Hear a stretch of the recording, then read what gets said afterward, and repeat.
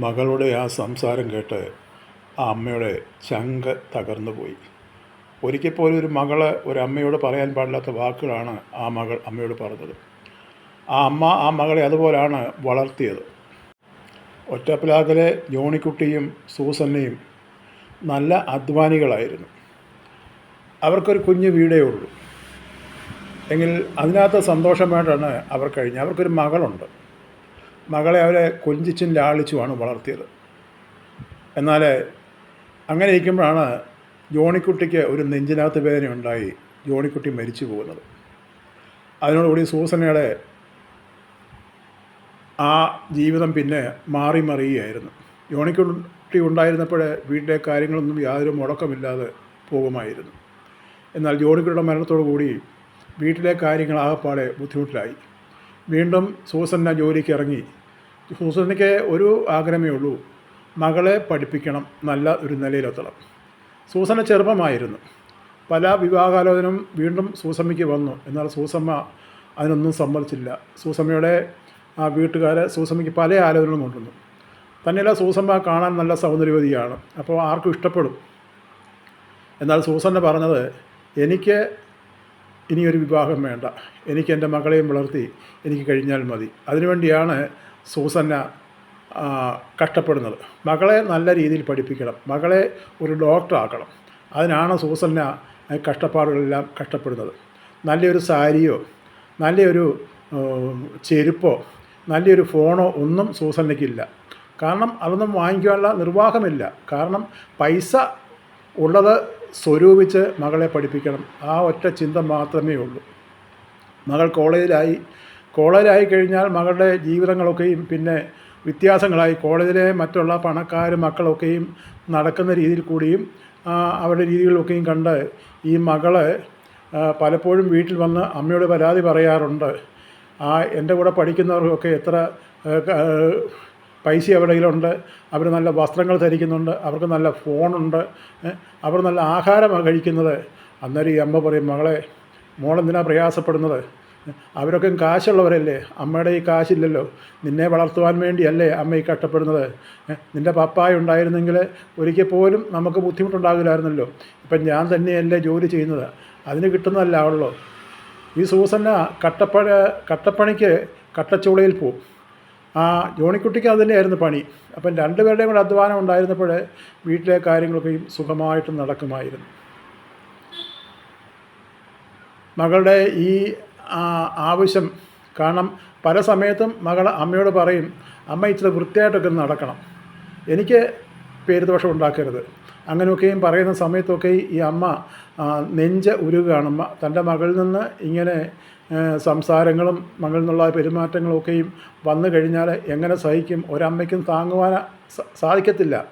കാരണം മകളെ അത്രത്തോളം സ്നേഹിച്ച്, ജീവന് തുല്യമായി സ്നേഹിച്ച്, മകളുടെ ഒരു ആവശ്യങ്ങളും മുടക്കമില്ലാതെ ഓരോ ദിവസം മകൾ പറയുന്നതിനൊക്കെയും ആ അമ്മ സമ്മതിച്ച് അതൊക്കെയും വാങ്ങിക്കൊടുത്തിരുന്നു.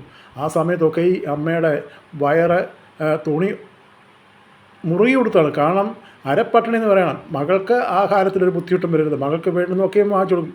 ആ സമയത്തും ഈ അമ്മ പട്ടിണിയാണ് നടക്കുന്നത്. അത് ഈ മകൾ അറിയുന്നില്ലായിരുന്നു.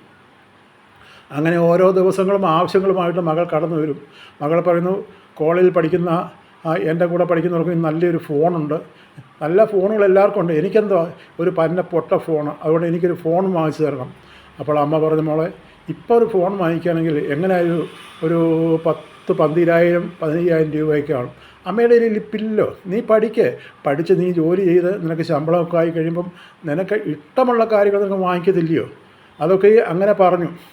അപ്പം കോളേജിലെ ചില കാര്യങ്ങളൊക്കെയും വരുമ്പോൾ രക്ഷിതാക്കൾ ആ കോളേജിൽ ചെല്ലണം. പഠിക്കുന്ന കുട്ടികളുടെ ആവശ്യത്തിന് രക്ഷിതാക്കൾ ചെന്ന് ആ കോളേജിൽ ചെല്ലണം.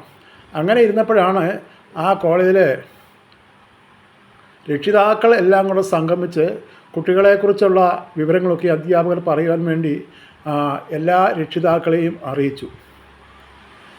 അപ്പം ഈ സൂസന്നയും വിവരം അറിഞ്ഞു. അപ്പോൾ സൂസന്ന മകളോട് പറഞ്ഞു, ഞാനും കോളേജിൽ വരണമെന്ന് കോളേജിൽ നിന്ന് എന്നെ അറിയിച്ചിട്ടുണ്ട്, എന്താ അവിടെ കാര്യം? അപ്പം പറഞ്ഞു, അമ്മയൊരു കാര്യം ചെയ്യണം, അമ്മ അങ്ങോട്ട് വരണ്ട, എനിക്കത് നാണം കേടാ. മോളെ, നീ എന്താ ഈ പറയുന്നത്? ഞാനിവിടെ വന്നില്ലെങ്കിൽ അവർ ഞാൻ വരണമെന്നല്ലേ പറഞ്ഞേക്കുന്നത്. ഒക്കെ കാര്യം ശരിയാണ്, പക്ഷേ അമ്മ ഇവിടെ വന്നാൽ ഒക്കത്തില്ല. അത് എന്താ കാര്യമെന്ന് പറ. അമ്മ എനിക്ക് നാണങ്ങൾ അമ്മ വരുന്നത്. അയ്യോ എൻ്റെ മോളെ നീ എന്താ ഈ പറയുന്നത്?